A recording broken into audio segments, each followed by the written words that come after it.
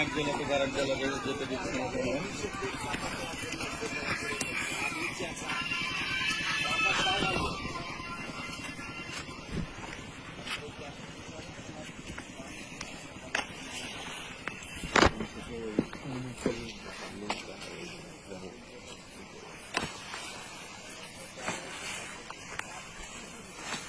Rajshahi silicon সিটির মাথাতে আমাদের দেশের সম্পদ চামড়া ফেলে দেওয়া হচ্ছে, কারণ এক জেলা থেকে অন্য জায়গায় চামড়া নিয়ে যেতে দেওয়া হচ্ছে না বিধায়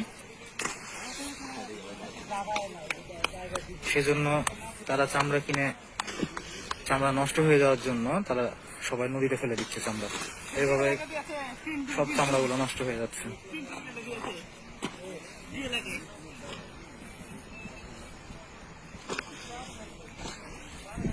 দেখুন কিভাবে চামড়াগুলো সব নদীতে ভেসে যাচ্ছে।